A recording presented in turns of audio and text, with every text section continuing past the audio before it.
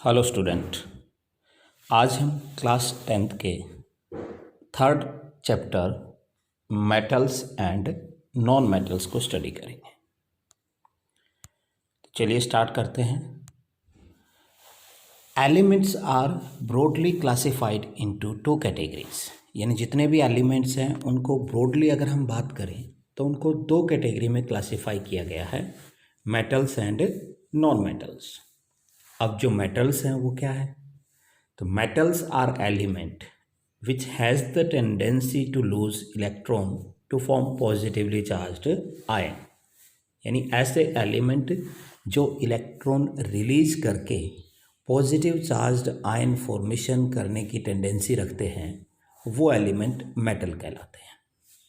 और दूसरा जो नॉन मेटल है, non metal are element which has the tendency to accept electron to form negatively charged ion, जो element electrons को accept करके नेगेटिव चार्ज्ड आयन फॉर्मेशन करने की टेंडेंसी रखते हैं वो कहलाते हैं नॉन मेटल्स। तो जो मेटल होते हैं वो इलेक्ट्रॉन देते हैं और इलेक्ट्रॉन दे के पॉजिटिव चार्ज्ड आयन यानी कैटायन फॉर्मेशन करते हैं, and non metal electrons accept करते हैं और एक्सेप्ट करके वो नेगेटिवली चार्ज्ड आयन यानी एनायन फॉर्मेशन करते हैं।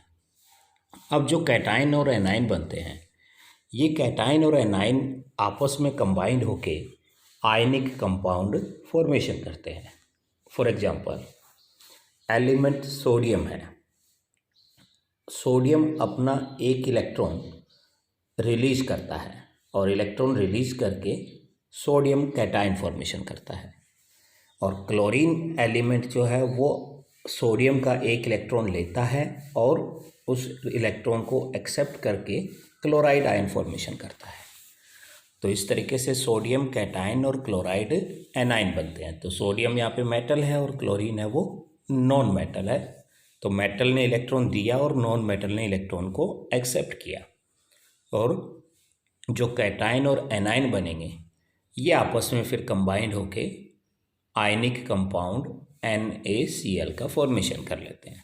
तो इस तरीके से कैटायन और एनायन के कॉम्बिनेशन से आयनिक कंपाउंड फॉर्मेशन होता है। तो ये तो हो गई मेटल और नॉन मेटल की डेफिनेशन। इसके अलावा जो मेटल्स एंड नॉन मेटल्स हैं उनके कुछ स्पेसिफिक कैरेक्टरिस्टिक होते हैं जिनके बेसिस पे हम उनको क्लासिफाई करते हैं मेटल्स और नॉन मेटल्स में। तो वो कैरेक्टरिस्टिक या जो प्रॉपर्टीज़ हैं वो क्या है देखते हैं हम। तो यहाँ पे हमने मेटल और नॉन मेटल की कंपैरेटिव स्टडी करेंगे डिफरेंट प्रॉपर्टीज़ के बेसिस पे। तो सबसे पहले बात करते हैं हम first property, that is metallic lustre. तो metals are lustrous, that is they have a property to shine. जो मेटल होते हैं वो शाइन प्रोड्यूसिंग एलिमेंट होते हैं, यानी उनकी जो फ्रेश सरफेस है वो हमेशा शाइन प्रोड्यूस करती है। किसी भी मेटल पीस को अगर हम कट करते हैं तो उसकी जो कटी हुई सरफेस होती है वो चमकती रहती है, तो वो कहलाता है मेटेलिक लस्टर। जबकि नॉन मेटल्स होते हैं वो नॉन लस्टरस होते हैं, यानी इस तरीके की कोई शाइनिंग प्रोड्यूस नहीं करते हैं। बट एक्सेप्शन है यहाँ पे ग्रेफाइट एंड आयोडीन। ग्रेफाइट और आयोडीन दोनों नॉन मेटल हैं, लेकिन इनकी सरफेस है वो शाइन प्रोड्यूसिंग होती है, यानी ये लस्टरस प्रॉपर्टी रखते हैं। जबकि ऑलमोस्ट सारे मेटल है वो लस्टरस होते हैं और नॉन मेटल में केवल ग्रेफाइट एंड आयोडीन एक्सेप्शन है, बाकी सारे नॉन लस्टरस होते हैं। सेकंड आता है all metal exist as a solid, यानी जो फिजिकल स्टेट ऑफ मेटल है वो सॉलिड होती है एक्सेप्ट मरकरी, जो कि रूम टेम्परेचर पे लिक्विड होता है। लेकिन जो नॉन मेटल्स हैं उनमें सॉलिड, लिक्विड और गैस तीनों टाइप के एलिमेंट्स हैं वो नॉन मेटल होते हैं, and they are generally soft, but exception is diamond. Metal hard होते हैं लेकिन नॉन मेटल है वो जनरली सॉफ्ट होते हैं, बट एक्सेप्शन जो है वो क्या है इसका, डायमंड है। डायमंड एक नॉन मेटल है, लेकिन ये नेचुरली अकरिंग जो सब्सटेंसेस है उनमें सबसे हार्ड होता है। It is the hardest naturally occurring substance. Third आता है metals can be drawn into wires, this is known as ductility. Metals जो हैं उनको हम स्ट्रेच करके वायर फॉर्मेशन कर सकते हैं, उनके तार बनाए जा सकते हैं, बट नॉन मेटल्स जो हैं वो उनमें इस तरीके की प्रॉपर्टी नहीं होती है। So non metals are non ductile. Metals can be converted into sheets, जब किसी मेटल के ऊपर चोट मारी जाती है तो हैमरिंग करने से वो थिन सीड्स में कन्वर्ट हो जाते हैं, तो वो प्रॉपर्टी कहलाती है इनकी मिलिएबिलिटी। तो मेटल्स है वो मिलिएबल नेचर के होते हैं, यानी उनकी सीड्स बनाई जा सकती हैं, एक्सेप्ट मरकरी। मरकरी है वो लिक्विड स्टेट में है और उसकी मिलिएबिलिटी ज़ीरो होती है, यानी उसको सीड्स में कन्वर्ट नहीं किया जा सकता, जबकि बाकी सारे मेटल्स है वो सीड्स में कन्वर्ट किए जा सकते हैं। एंड नॉन मेटल्स जो है वो नॉन मिलिएबल होते हैं, यानी उनकी सीड्स है वो नहीं बनाई जा सकती। नेक्स्ट है metals are good conductor of electricity and heat. Metals है उसमें इलेक्ट्रिसिटी और हीट का कंडक्शन इजीली होता है, यानी किसी भी मेटल को किसी एक एंड को अगर हम हीट प्रोवाइड करते हैं तो ऑटोमेटिकली दूसरा एंड उसका थोड़े टाइम के बाद गर्म हो जाता है, दैट मीन्स उसमें हीट का कंडक्शन हो रहा है। इसी तरीके से वो इलेक्ट्रिकल कंडक्टिविटी भी शो करते हैं, इसलिए ज़्यादातर जो इलेक्ट्रिकल वायर्स होते हैं वो मेटल के यूज़ करते हैं, लाइक कॉपर, एल्यूमिनियम। तो वो क्या है, good conductor of heat and electricity होते हैं। लेकिन यहाँ पे एक्सेप्शन है लेड एंड मर्करी, जो कि पुअर कंडक्टर या बैड कंडक्टर होते हैं। Non metals are poor conductor of electricity and heat, और यहाँ एक्सेप्शन हो जाएगा ग्रेफाइट। ग्रेफाइट एक नॉन मेटल है but it is a good conductor of electricity. Next property आती है metal have high density and high melting point. Metals की density high होती है और उनका मेल्टिंग पॉइंट है वो हाई होता है, यानी वो सॉलिड हार्ड होते हैं इसलिए इजीली मेल्ट नहीं कर पाते हैं, तो उनका मेल्टिंग पॉइंट है वो हाई होता है। बट यहाँ पे एक्सेप्शन हो जाएगा सोडियम एंड पोटेशियम, जिनका मेल्टिंग पॉइंट लो होता है और वो कंपेरेटिवली सॉफ्ट मेटल्स होते हैं, यानी इनको हम इजीली चाकू की हेल्प से कट कर सकते हैं, जबकि बाकी मेटल्स में ऐसा नहीं होता है। नॉन मेटल्स में they have low density compare to metals and low melting point. जो नॉन मेटल्स हैं उनकी डेंसिटी कंपेरेटिवली मेटल के कंपैरिजन में कम होती है and their melting point is also low. और यहाँ एक्सेप्शन हो जाएगा डायमंड, जिसका मेल्टिंग पॉइंट है वो हाई होता है, क्योंकि डायमंड है वो हार्डेस्ट नेचुरली अकरिंग सब्सटेंस है, तो उसको इजीली मेल्ट नहीं कर सकते हैं। तो these are some properties, on basis of these properties we can classify the element into metals and non metals। ज़्यादातर मेटल्स हैं वो ये प्रॉपर्टी शो करते हैं और ज़्यादातर नॉन मेटल्स हैं वो इस तरीके की प्रॉपर्टी शो करते हैं। नेक्स्ट इसके बाद आता है केमिकल प्रॉपर्टीज़ ऑफ मेटल्स, यानी फिजिकल प्रॉपर्टी के साथ साथ जो मेटल्स होते हैं उनके कुछ केमिकल करेक्टरिस्टिक होते हैं जो उनको नॉन मेटल से डिफ्रेंशिएट करते हैं। तो वो केमिकल प्रॉपर्टीज़ ऑफ मेटल है वो क्या है, तो फर्स्ट आती है इसमें रिएक्शन विद एयर और ऑक्सीजन। जब किसी मेटल को ऑक्सीजन के साथ रिएक्ट करवाया जाता है तो मेटल ऑक्सीजन के साथ कंबाइन होके मेटल ऑक्साइड फॉर्मेशन करते हैं, यानी इनकी जो जनरल रिएक्शन है वो हम लिख सकते हैं दैट मेटल प्लस ऑक्सीजन, तो प्रोडक्ट बनता है metal oxide. For example copper plus oxygen तो कॉपर ऑक्साइड बनाता है, यानी रिएक्शन हो जाएगी 2Cu + O2 2CuO। ऐसे ही एल्यूमिनियम की रिएक्शन है ऑक्सीजन के साथ, तो एल्यूमिनियम ऑक्सीजन के साथ रिएक्शन करके एल्यूमिनियम ऑक्साइड बनाता है 2Al + 3O2, तो प्रोडक्ट हो जाएगा Al2O3 aluminium oxide. Sodium and potassium react vigorously with air and catch fire, so they are kept immersed in kerosene oil। जो सोडियम और पोटेशियम एलिमेंट है वो इतने ज़्यादा रिएक्टिव होते हैं और उनकी ऑक्सीजन के साथ जो रिएक्शन है वो इतनी वायलेंट होती है या इतनी ज़्यादा उसमें हीट प्रोड्यूस होती है कि वो इमीडिएटली फायर कैच कर लेते हैं। इसीलिए सोडियम और पोटेशियम को कैरोसिन ऑयल में इमर्स करके रखा जाता है ताकि वो डायरेक्ट एयर के कांटेक्ट में ना आए। इनकी जो रिएक्शन होगी वो इस तरीके से हो सकती है। पोटेशियम की जैसे रिएक्शन है तो 4K + O2, तो प्रोडक्ट बनेगा 2K2O। और ये रिएक्शन है वो क्या है, विग्रस रिएक्शन है, यानी बहुत ज़्यादा हीट इस रिएक्शन में रिलीज होती है। Next, magnesium, aluminium, zinc and lead react slowly with air and form a protective layer that prevents corrosion। जो ये एलिमेंट होते हैं इनकी रिएक्शन कंपेरेटिवली क्या होती है, स्लो होती है, लेस हीट जनरेट होती है। और इनमें जो मेटल ऑक्साइड बनता है वो मेटल सरफेस के ऊपर एक प्रोटेक्टिव लेयर का काम करता है जो उनको फर्दर करोइड होने से बचाता है। अब यहाँ जो रिएक्शन है वो हम इस तरीके से लिख सकते हैं, 2Mg + O2, तो प्रोडक्ट हो जाएगा 2MgO। मैग्नीशियम ऑक्साइड बनाएगा, मैग्नीशियम जब ऑक्सीजन के साथ रिएक्शन करेगा। And the magnesium Burns with white dazzling light. जब मैग्नीशियम को ऑक्सीजन के साथ बर्न करवाते हैं तो वाइट डेजलिंग लाइट के साथ वो बर्न करती है।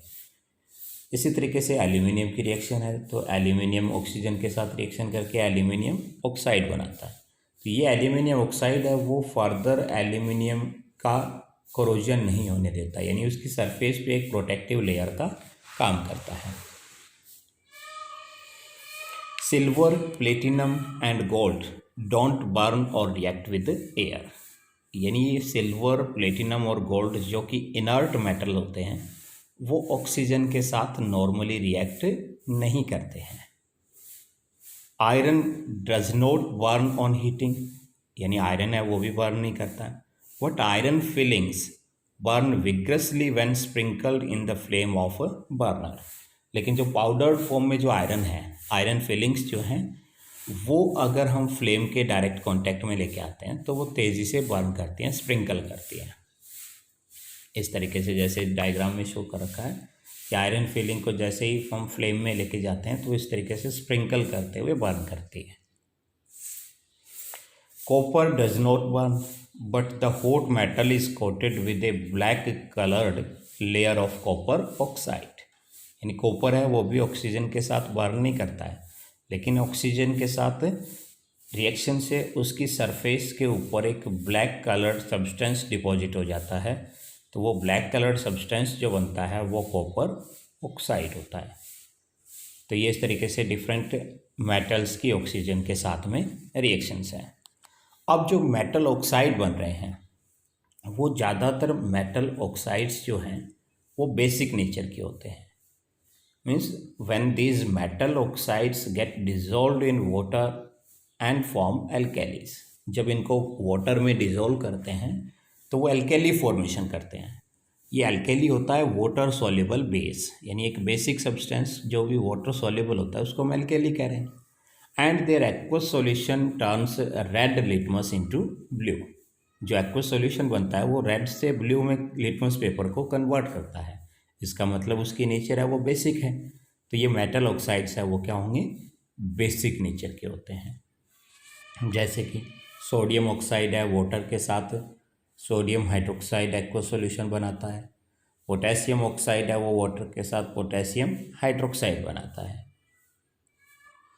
दूसरे आते हैं एम्फोटेरिक ऑक्साइड्स ऑफ मेटल, यानी कुछ मेटल ऑक्साइड ऐसे होते हैं जो एसिड और बेस दोनों के साथ रिएक्शन करते हैं। So those metal oxide which react with acid as well as with base to form salt and water, they are called amphoteric oxides. For example, aluminum oxide, zinc oxide, lead oxide and tin oxide. All these are amphoteric oxide because they react with acid as well as with base. For example, aluminum oxide की reaction हम HCl के साथ देखें तो HCl यहाँ पे acid है और एसिड के साथ ऑक्साइड की रिएक्शन हो रही है, दैट मीन्स यहाँ पे एल्यूमिनियम ऑक्साइड है वो बेसिक नेचर शो कर रहा है, तो उससे प्रोडक्ट बनता है AlCl3 सॉल्ट प्लस वाटर। दूसरी रिएक्शन में एल्यूमिनियम ऑक्साइड की रिएक्शन है वो सोडियम हाइड्रोक्साइड यानी बेस के साथ करवा रहे हैं, तो बेस के साथ रिएक्शन जब करता है तब उसकी नेचर है वो एसिडिक है, और यहाँ पे प्रोडक्ट बनेगा salt NaAlO2 plus H2O, sodium Meta aluminate and water बन रहा है, तो सॉल्ट प्लस वाटर बना है बेस के साथ भी, तो दैट मीन्स यहाँ पे वो एसिडिक नेचर को शो कर रहा है। सेम ऐसे ही जिंक ऑक्साइड है, एसिड के साथ रिएक्शन पे सॉल्ट एंड वाटर बना रहा है, दैट मीन्स वहाँ पे वो बेसिक नेचर शो कर रहा है, और ऐसे ही बेस के साथ रिएक्शन करवा के भी सॉल्ट प्लस वाटर बना रहा है, दैट मीन्स यहाँ पे वो बेसिक नेचर शो कर रहा है। तो ये ऑक्साइड जो एसिड और बेस दोनों के साथ रिएक्शन करते हैं वो कहलाते हैं एम्फोटेरिक ऑक्साइड, जबकि बाकी ज़्यादातर जो मेटल ऑक्साइड हैं वो क्या होते हैं, बेसिक नेचर के होते हैं, यानी उनकी रिएक्शन एसिड के साथ अगर हम करवाएं तो सॉल्ट एंड वाटर बनाएंगे वो। सेकेंड रिएक्शन आती है reaction of metal with water और स्टीम, वाटर के साथ मेटल की रिएक्शन करवाएं। Metals react with water to form metal oxide and hydrogen gas. जब मेटल्स की रिएक्शन हम वाटर के साथ करवाएंगे तो उससे मेटल ऑक्साइड बनेगा प्लस हाइड्रोजन गैस प्रोड्यूस होती है। अब जो मेटल ऑक्साइड्स बनते हैं अगर वो वाटर सॉल्युबल हैं तो वो फर्दर वाटर में डिजॉल्व होते हैं और फाइनली मेटल हाइड्रोक्साइड फॉर्मेशन कर लेते हैं। इनकी रिएक्शन हम लिख सकते हैं दैट मेटल प्लस वाटर, तो प्रोडक्ट बनेगा मेटल ऑक्साइड प्लस हाइड्रोजन।